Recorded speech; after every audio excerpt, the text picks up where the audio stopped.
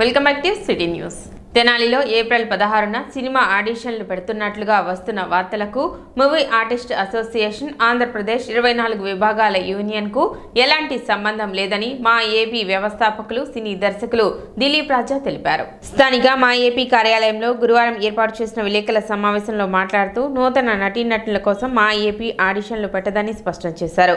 రాష్ట్ర విభజన అనంతరం 2018లో అప్పటి తెనాలి శాసనసభ్యులు ఆలపాటి రాజేంద్ర ప్రసాద్ ఆధ్వర్యంలో ముఖ్యమంత్రి నారా చంద్రబాబు నాయుడు మా ఏపీ సంస్థ లోగోను లాంఛనంగా విడుదల చేసి ప్రారంభించగా మా సంస్థ పేరుతో తెనాలిలో వేరెవరో ఈ నెల 16న ఆడిషన్లు పెడుతున్నట్లుగా జరుగుతున్న ప్రచారం పట్ల ఆయన ఆందోళన వ్యక్తం చేశారు.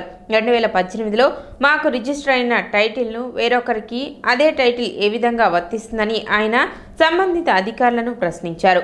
మా సంస్థ పేరు లేకుండా వేరే పేరుతో ఆడిషన్లు పెట్టుకుంటే తమకు ఎలాంటి ఆక్షేపణ ఉండేది కాదని ఆయన అభిప్రాయం వ్యక్తం చేశారు.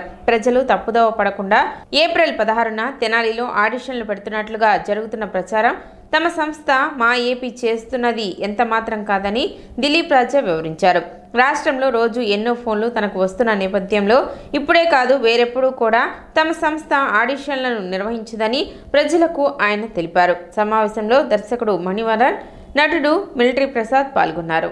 మేము 2018లో అప్పటి ముఖ్యమంత్రి నారా చంద్రబాబు నాయుడు గారితో మా ఏపీ అంటే movie artist association Andhra Pradesh 24 craft యూనియన్ని రిజిస్టర్ చేయించడం జరిగింది. దాని లోగోని నారా చంద్రబాబు నాయుడు గారితో ఆవిష్కరించడం జరిగింది. మన శాసనసభ్యులు అప్పటి శాసనసభ్యులు ఆలపాటి రాజేంద్ర ప్రసాద్ గారు కూడా ఆ కార్యక్రమంలో ఉన్నారు.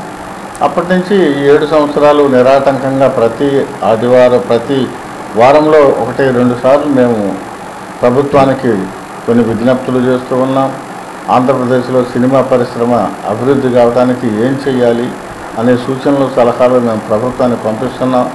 ఈ నేపథ్యంలో గత ప్రభుత్వంలోనూ అడిగాం, ఇప్పుడు ప్రభుత్వంలో కూడా ప్రస్తుత సినిమాటోగ్రఫీ మంత్రి కందుల దుర్గేష్ గారి దృష్టికి కూడా తీసుకెళ్ళి ఈ రాష్ట్రంలో సినిమా పరిశ్రమ అభివృద్ధి కావడానికి ఒక స్పష్టమైన రూట్ మ్యాప్ను తయారు చేయండి సార్ అని మేము కోరటం కూడా జరిగింది.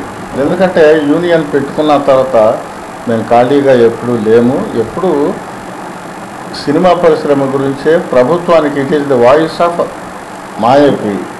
మా వాయిస్ ఏంటంటే ఆంధ్రాలో సినిమా పరిశ్రమ అభివృద్ధి కావాలి, అది ఒక్కటే.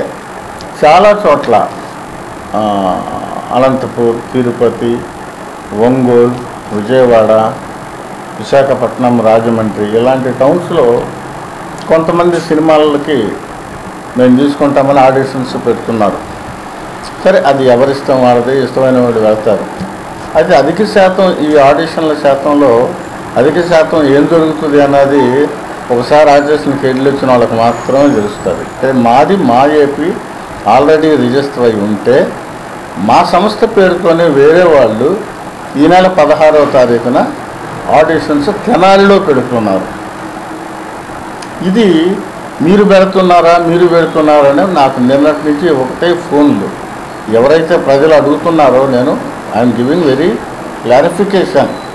ఎవరైతే ఆడిషన్లు పెడుతున్నారో వాళ్ళకి మాకు ఎలాంటి సంబంధం లేదు.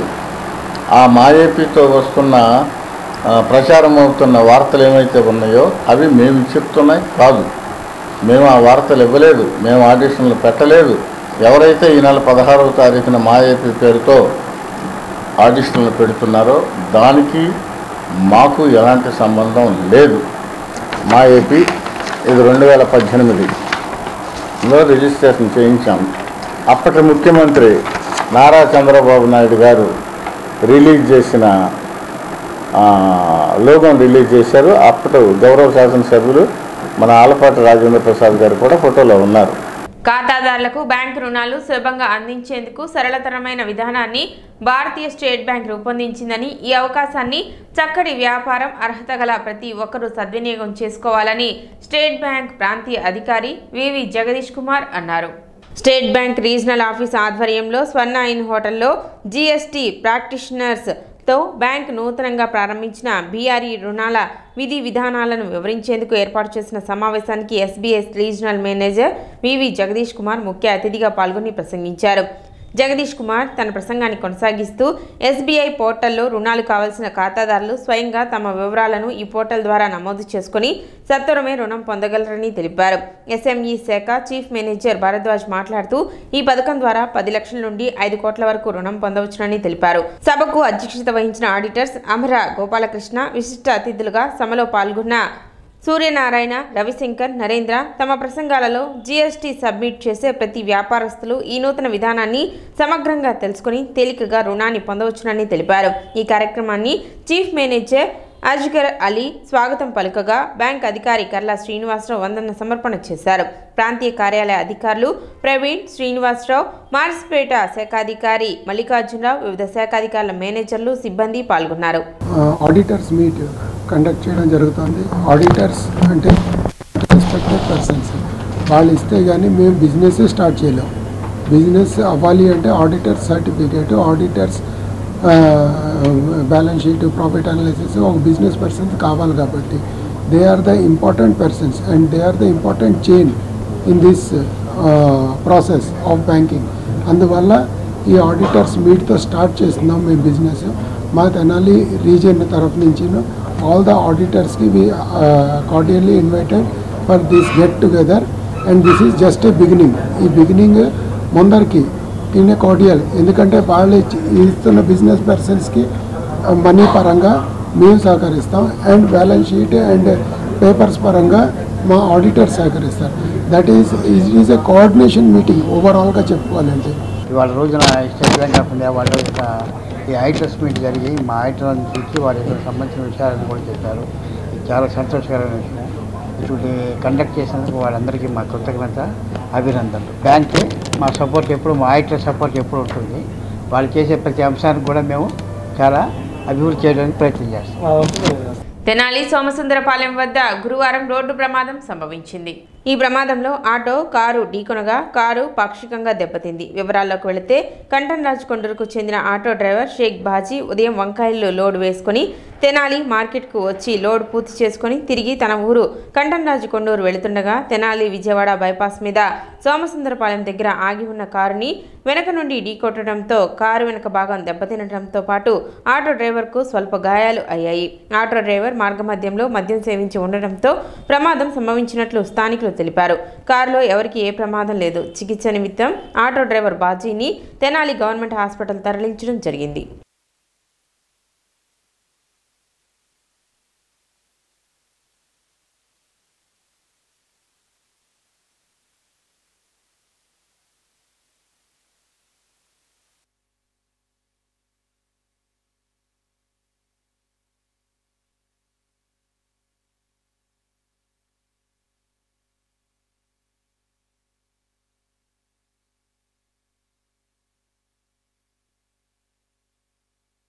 నా పేరు ప్రదీప్ అన్న. తెనాల నుంచి మేము ఊరికి వెళ్తుంటే ఒక సైడ్ ఆపుకున్న వేరే మనిషి కోసం ఆగున్నాము. సైడ్ ఆపుకున్న బండిని వచ్చి ఆట అతను వచ్చి గుద్దాడు. తాగున్నాడు ఫుల్. మేము సైడ్ ఆపుకుని వేరే మనిషి కోసం వెయిట్ చేస్తా ఉన్నాం. సైడ్నే ఉంది బండి. వచ్చి ఆంతిని గుద్దాడు. ఏందని చెప్పి చూడంగానే అతను ఫుల్ తాగున్నాడు. వాటర్ బాటిల్ గ్యాస్ ముందు కూడా దాంట్లోనే ఉంది బండిలోనే. ఏంటంటే మా మీద రివర్స్ అవుతున్నాడు. బండి సైడ్ ఆపి తీసుకొని వెళ్ళిపోయాడు. అది పరిస్థితి. బండి మీకు న్యాయం చేయాలి సార్. నేను ఒక చిన్న పాప, ఒక మా సార్. ఆటోలో ఆ డ్రైవర్ అతను పక్కన ఒక అతను ఉన్నాడు. అతనే చెప్పాడు తాగున్నాడు సార్, ఫుల్ వస్తా తాగుతూ వస్తున్నాడు అతను డ్రైవర్ అని చెప్పాను. 1.5 లక్షల దాకా అయింది సార్. అది ఆపిన బండిని కొట్టాడు. ఫుల్ తాగున్నాడు. ఆటో బోల్తా పడి పలువురికి గాయాలైన ఘటన గురువారం పట్టణ వైకుంఠపురం వద్ద చోటు చేసుకుంది. కూలీ పనుల నిమిత్తం ఉల్పూరు గ్రామం నుండి కొలకలూరు గ్రామానికి ఆటోలో 9 మంది కూలీలు, ఆటో డ్రైవర్ మొత్తం 10 మంది ప్రయాణిస్తూ ఉండగా వైకుంఠపురం సమీపంలో కుక్కలు అడ్డు రావడంతో వాటిని తప్పించబోయి ఆటో బోల్తా కట్టడంతో 9 మందికి స్వల్ప గాయాలు కాగా అందులో ఒక వ్యక్తి పరిస్థితి విషమంగా ఉంది. చికిత్స నిమిత్తం 9 మందిని ప్రభుత్వ ఆసుపత్రికి, విషమంగా ఉన్న వ్యక్తిని గుంటూరు ప్రభుత్వ ఆసుపత్రికి తరలించారు. మూల్పూర్ నుంచి ఇంటూరు బెంజమేన్ అండి. నా పేరు ఇంటూరు బెంజమేన్. మూల్పూర్ నుంచి కొలకలూరు పోతున్నాం పనికి, రాయి పనికి. తెనాలి మయాంగ రాగానే వైకుంఠపురం దాటంగానే కుక్కలు అడ్డం వచ్చి ఆటో పడిందండి. మేము ఉండాం 8 మంది 9 మంది ఉండామండి. అందరూ తాత కూర్చో అందరూ తగిలి ఒక మనిషి మట్టి గుంటూరు వెళ్ళాడు. ఆకు తగిలినాయి, అందరూ తల కత్తి అంతా తగిలిన దెబ్బలు. పాస్టర్ పగడాల ప్రవీణ్ మృతికి సంతాపంగా పట్టణంలో కొవ్వొత్తుల ర్యాలీ నిర్వహించారు. చిండావూరు పార్క్ నుండి టౌన్ చర్చి వరకు ఈ ర్యాలీ కొనసాగింది. పాస్టర్ ప్రవీణ్ మృతికి గల కారణాలను వెలికి తీయాలని వారు డిమాండ్ చేశారు. కార్యక్రమంలో Arun, Babaji, Sudheer, Vijay, Ravi, Teja, Ashok, Manchala Sandeep, Sunny, Christian, Hindu, Muslim youth మరియు ముత్యంశెట్టిపాలెం మహిళా సంఘాలు మరియు కాంగ్రెస్ పార్టీ గుంటూరు జిల్లా ఎస్సీసీల అధ్యక్షులు Dara Ramakrishna, Christian youth organiser Praveen, Boragadda Babji, Sudheer, town church స్త్రీల సమాజం మీనాకుమారి, సలోని తదితరులు పాల్గొన్నారు. ఈ శాంతి ర్యాలీ ద్వారా ఒక మత సామరస్యాన్ని తెలియజేయడం కోసం ఏర్పాటు చేసినటువంటి క్యాండిల్ ర్యాలీ. ఎందుకంటే ప్రవీణ్ పగడాల అతను క్రైస్తవుడిగా కాకుండా ఒక సామాజిక కర్తగా అందరికీ తెలుసు. ఎందుకంటే క్రైస్తవులలో తప్పు చేసినా అతను ఎత్తి చూపాడు, హిందువులలో తప్పు చేసినా ఎత్తు చూపించాడు, ముస్లింలో తప్పు చేసినా చూపించాడు. ఒక మానవతావాది, ఒక మనిషి ఎలా ఉండాలో ఆ జీవన విధానాన్ని ప్రవీణ్ పగడాల చెప్పి మీరు ఇలా మార్చుకోండి, ఇలా ఉంటే మంచిది, ఏ దేవుడైనా ఇలానే చేయమన్నాడు. కానీ ఒకళ్ళనొకళ్ళు చంపుకోమనలేదు, ఒకళ్ళనొకళ్ళు నరుక్కోమనలేదు అని చెప్పని ప్రతి ప్రవక్త చెప్పాడు. దానికి విరుద్ధంగా ప్రవక్తలుగా తయారు చేయి, ఒక ఉన్మాదులుగా తయారయ్యి పాస్టర్లపైన దాడులు చేయటం, చర్చిలపైన దాడులు చేయటం, ముస్లిమ్స్ మసీదులపైన దాడులు చేయటం, ఈ విధమైన చర్య ప్రజాస్వామ్యానికి చాలా చెంపపాటు. టౌన్ చర్చి చాలా నిరసనని వ్యక్తం చేస్తూ ఉన్నాం. ఎందుకంటే ప్రవీణ్ గారు రాజమండ్రి కొవ్వూరు దగ్గర హత్య కావించబడి ఉన్నాడు. మరి ఇంతవరకు ఇన్వెస్టిగేషన్ చేయలేదు, తర్వాత డెత్ రిపోర్ట్ కూడా ఇంతవరకు రాలేదు. క్రైస్తవ లోకం చాలా విచారం వ్యక్తం చేస్తూ ఉంది. ఎందుకంటే రోజు ఒక పాస్టర్ గారిని చంపుతాం, ఒక ప్రాముఖ్యమైన వ్యక్తులను చంపుతామని ఒక నినాదం చేస్తున్నారు వాట్సాప్లో. ఇది చాలా విచారకర విషయం. ప్రవీణ్ గారు మంచి మతబోధకుడు, ఒక వక్త. చాలా వాటిలో ఆయన కార్యదీక్ష కలిగి దేవుని యొక్క వాక్యాన్ని ప్రకటించడంలో ముందున్నాడు. అలాంటి వారిని టార్గెట్ చేసి చంపడం అనేది చాలా హేయమైన చర్య. చాలామంది మతోన్మాదులు, దేవుని వ్యతిరేకమైన వ్యక్తులు అనగా యేసయ్య గురించి ప్రార్థన చేస్తూ ఉంటే వారి గిట్టగా ఇలా చేయటం అనేది చాలా అన్యాయం. సిటీ న్యూస్ ముగించే ముందు ముఖ్యాంశాలు మరోసారి.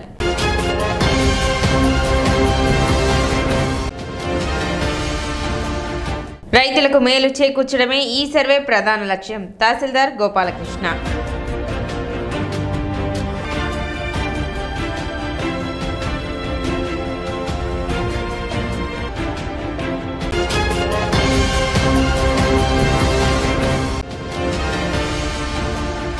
తెనాలి వైకుంఠపురం వద్ద బోల్తా పడిన ఆటో, గాయాల పాలైన పలువురు కూలీలు.